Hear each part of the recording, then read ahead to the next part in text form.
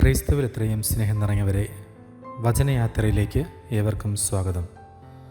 വിശുദ്ധ മർക്കോസിൻ്റെ സുവിശേഷം 7-ാം അധ്യായം 1 മുതൽ 13 വരെയുള്ള വചനഭാഗങ്ങളാണ് വിചിന്തനത്തിനായി ലഭിച്ചിരിക്കുന്നത്.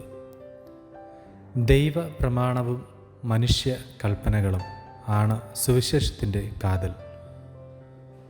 ഒറ്റക്കേൾവിയിൽ കേൾവിക്കാരനെ ആകർഷിക്കുന്ന, അല്ലെങ്കിൽ കേൾവിക്കൊടുവിൽ കേൾവിക്കാരൻ്റെ ഉള്ളുപൊള്ളിക്കുന്ന അന്തസത്ത നാം തിരിച്ചറിയുന്ന സുവിശേഷ ഭാഗം. ഭക്ഷണത്തിന് മുമ്പ് എന്തുകൊണ്ട് യേശുവിൻ്റെ ശിഷ്യർ കൈകഴുകാതെ വന്നിരിക്കുന്നു എന്ന ചോദ്യത്തിന് യേശുവിൻ്റെ മറുപടിയിലൂടെയാണ് ഇന്നത്തെ സുവിശേഷ സന്ദേശത്തിൻ്റെ ഇതൾ വിരിയുന്നത്. യഹൂദമതത്തിലെ നിയമജ്ഞരും ഫരിസേയരുമൊക്കെ നിയമങ്ങളും അനുഷ്ഠാനങ്ങളും അതേപടി പാലിച്ചു പോകുന്നവരാണ്. അവർ പാലിച്ചു പോകുന്ന നിയമങ്ങളും അനുഷ്ഠാനങ്ങളും മറ്റുള്ളവർ പാലിക്കാതെ പോകുമ്പോൾ അവർ അസ്വസ്ഥരാകും. അത് സ്വാഭാവികമാണ്. എന്നാൽ യേശുവിൻ്റെ കുറ്റപ്പെടുത്തൽ പാരമ്പര്യങ്ങൾ നിലനിർത്തണം എന്നുള്ളതുകൊണ്ടോ നിയമങ്ങൾ അനുസരിക്കുന്നത് കൊണ്ടോ അല്ല, മറിച്ച് മനുഷ്യപ്രമാണങ്ങളെ ദൈവപ്രമാണങ്ങൾക്ക് ഉപരിയായി കാണുന്നതും വ്യാഖ്യാനിക്കുന്നതും അനുസരിക്കുന്നതും കൊണ്ടുമാണ്. അതിനാൽ മനുഷ്യപ്രമാണങ്ങളെ ദൈവകൽപ്പനകളായി പഠിപ്പിക്കാതിരിക്കുക എന്നുള്ളത് പ്രധാനമാണ്. മനുഷ്യരുടെ നന്മയ്ക്ക് വേണ്ടിയിട്ടാണ് കാലാകാലങ്ങളിൽ സാഹചര്യങ്ങളനുസരിച്ച് ഓരോ നിയമങ്ങൾ ഉടലെടുത്തിട്ടുള്ളത്.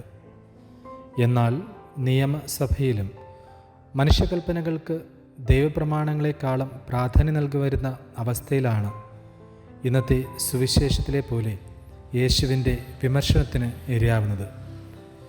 എല്ലാവരും ചെയ്യുന്നതല്ലേ എന്ന് ന്യായീകരണങ്ങൾ നികത്തി ദൈവത്തിന് നിരക്കാത്തതായി, സാമൂഹ്യനീതിക്ക് നിരക്കാത്തതായി നാം ചെയ്യുന്ന ഓരോ പ്രവൃത്തിയും ഇതിൽപ്പെടുന്നവയാണ്. അമ്മയുടെ അവകാശം എന്ന പേരിൽ ഗർഭസ്ഥ ശിശുവിനെ കൊലപ്പെടുത്താൻ മടികാട്ടാത്ത സ്ത്രീകളിൽ, സ്വാതന്ത്ര്യ സമര പോരാളികളിൽ നിയമജ്ഞരുടെയും ഫരിസേയരുടെയും കറുത്ത മുഖങ്ങളുണ്ട്. വീട്ടിലെ പ്രായമാകുന്നവർ വരെ ഓൾഡ് ഏജ് ഹോമുകൾ ഐക്യപ്പെടുന്ന ദുഷ്ടരായ മക്കളിൽ നിയമജ്ഞരുടെയും ഫരിസേയരുടെയും മുഖങ്ങളുണ്ട്.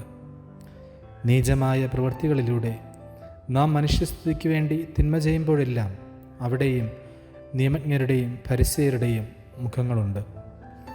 അതിനാൽ പ്രിയ സഹോദരരെ, തിന്മ ചെയ്യുന്നതിനേക്കാൾ നന്മ ചെയ്യുന്നതിലാണ് മേന്മയെന്ന് വിശ്വസിച്ചുകൊണ്ട് ദൈവപ്രീതി നേടാൻ ദൈവമഹത്വത്തിനായി നന്മ ചെയ്ത് നമുക്കും കടന്നു പോകാം.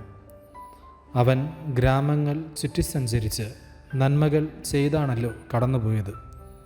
ആ തിരിച്ചറിവിൽ നമുക്കും നന്മകൾ ചെയ്ത് കരുണയുടെ വാഹകരായി ചുറ്റി സഞ്ചരിക്കാം. ദൈവം നമ്മെ അനുഗ്രഹിക്കട്ടെ.